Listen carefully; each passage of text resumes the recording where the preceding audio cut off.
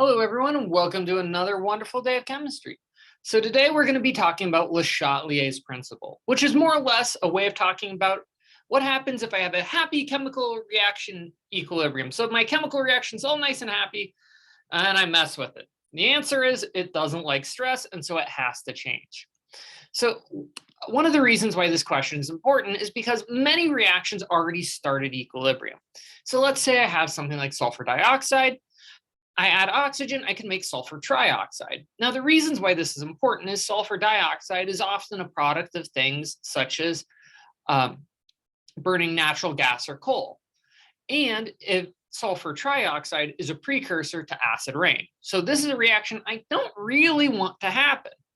So the question is, what's going to happen if I perturb the system? So what happens if I, add too much SO2 or I decrease the amount of oxygen? What ends up happening? So the answer for this question of what happens if I mess with my system comes in the form of Le Chatelier's principle. So this simply says that if I already have a system at equilibrium and I go ahead and do some sort of change or shift to the reaction, so I change a concentration or temperature or pressure, the reaction is going to move to counteract this change to establish a new happy place or equilibrium in between reactants and products. So what we're going to be doing today is looking at three major types of change I can have. The first of which is what happens if I add some reactants or products or remove them. Well, in this case, we can kind of view it more pictorially, and there's kind of a natural intuition for this. If I end up adding reactants, well, now I've got too many reactants, so the reaction is going to want to proceed forward to consume all that new species. So the classic example is if I have no products or reactants, I add reactants, the reaction should shift forward. However, and you can look at this pictorially by drawing an arrow up, and then realizing it's going to have to move to the side because it's the only way it can go. Now, we can also look at this mathematically, because if I end up adding reactants, this really isn't going to change my equilibrium constant. Our equilibrium constant only depends upon two things: the Gibbs free energy of reaction and the temperature. That's it. So if I change the concentration, really all I'm doing is changing Q. And so if I add reactants, that's going to make my denominator bigger. So that's going to make Q smaller. So I now have a Q that's too small. It was happy, but I made this number too big. It's now too small. So K is going to be greater than Q. So as we've seen before, the reaction is going to have to shift to the right to generate products. So if my Q is too small, I've got to make it bigger by making more products. And you can end up getting a very similar effect by removing products from the reaction. So adding reactants or removing products, either one will shift the reaction to the right, both for similar reasons. It makes the Q smaller and you have to compensate. Now, on the converse side, we can also imagine adding products to the reaction. So I have some sort of other reaction that generates extra sulfur trioxide. Now, in this case, I have too many products and the reaction will shift to the left. Again, simple principle. If I draw an arrow up, only way to go is over to the left. And also we can view this mathematically. If I add products, I've increased the numerator, which now makes my Q too big. And in order to make it equal to K, I've got to decrease my Q by making more reactants. So the reaction is going to proceed to the left, kind of as we've seen before. Now, just like before, we can either add more products or I can remove reactants.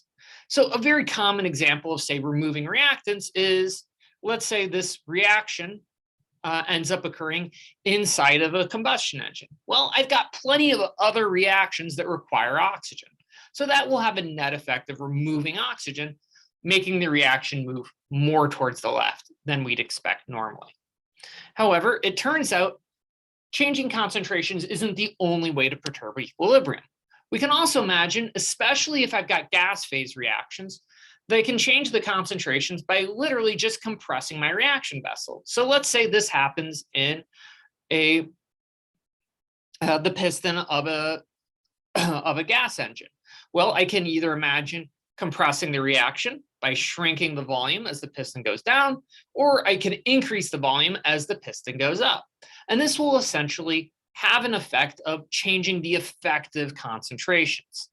So you can imagine if I end up compressing the system, all three of my concentrations will go up because the number of moles will stay the same, but the volumes have now decreased. Now the question is, which side does this have more of an impact for? So we can go ahead and do this, look at this system by, again, looking at Q, because we know K won't change.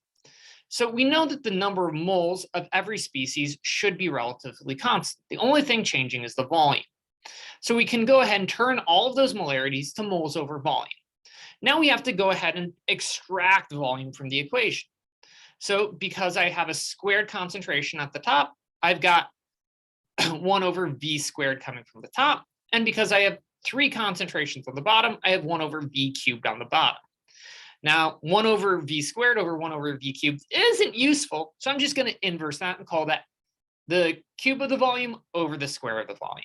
You'll notice that most of these volumes cancel out, and what I'm left with is a ratio of my moles and a volume term. So what's going to happen to Q as I increase or decrease the volume? So let's again look at that idea of compressing this reaction. So if I compress the reaction, volume ends up decreasing, which means that Q also decreases. So now I've got a new fixed smaller volume, and the only thing that can change will be the number of moles. So we're going to expect, because Q got too small, I'm going to have to decrease the number of moles of reactants and increase the number of moles of product. So I have to move the reaction forward to compensate. So if you want to, in this case, favor the products, you can go ahead and compress the reaction.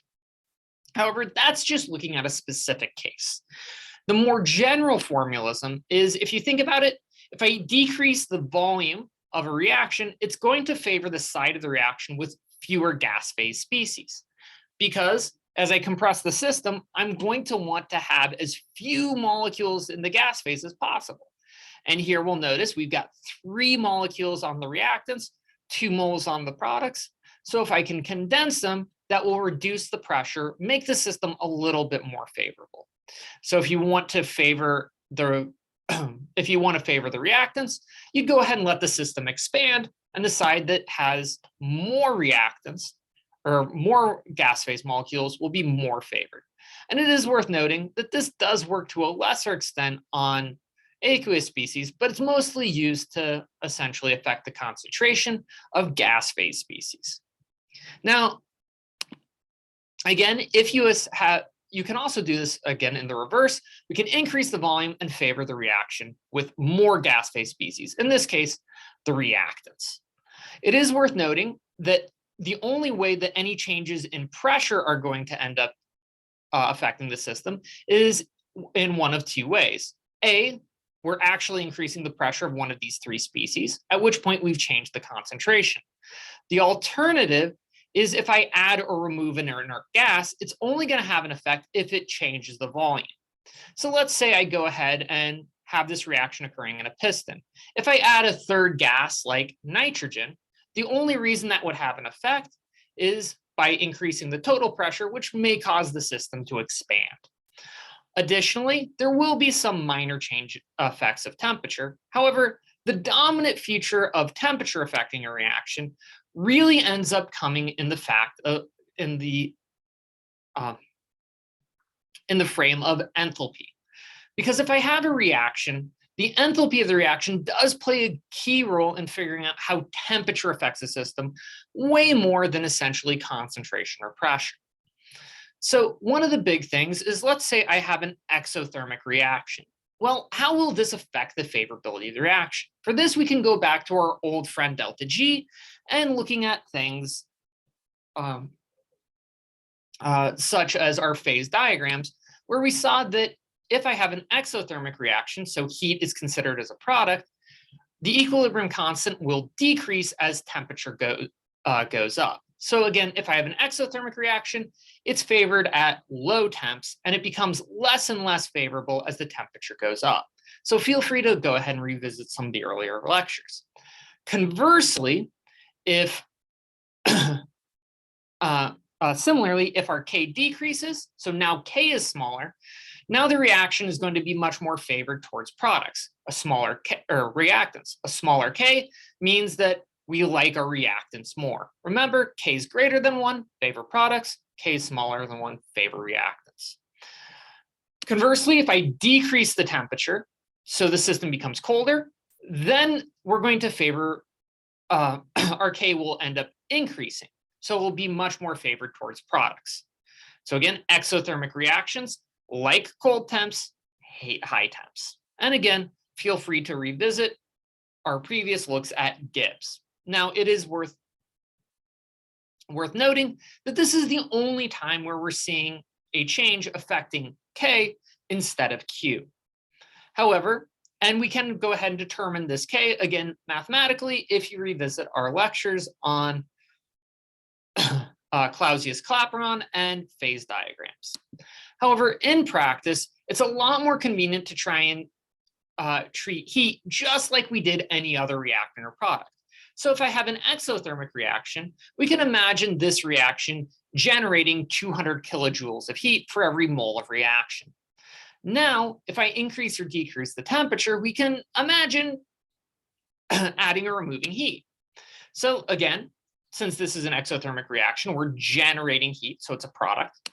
So if I increase the temperature of the system, this is a way of saying I've increased the energy or increased the heat of the system. So if I increase the amount of a product, we're going to favor the reactant. And you'll note this agrees with what we saw before. The big difference is here we're not affecting Q, we're affecting K, but it has the same qualitative result. So again, if I have an exothermic reaction, increasing temperature will shift the reaction towards the reactants. Conversely, if I try and cool down the system, now I'm removing heat from the system. So I've removed the presence of a product. So this will end up favoring the products. So cooling will end up favoring the reaction in the forward direction, heating in the reverse. You can apply a very similar procedure for an endothermic reaction. Only difference at this point is then heat would be a reactant instead of a product. However, it is worth noting that so far we've been just looking at qualitative measures. Does a reaction go forwards or backwards? Now, this is really useful. However, we also need to try and come up with a more numerical approach. So if I've essentially added a certain amount of reactants or a certain amount of products or changed the volume, I might want to know what's going to be my new equilibrium concentration. To do that, next time, we're going to be developing ice tables. Until then, take care.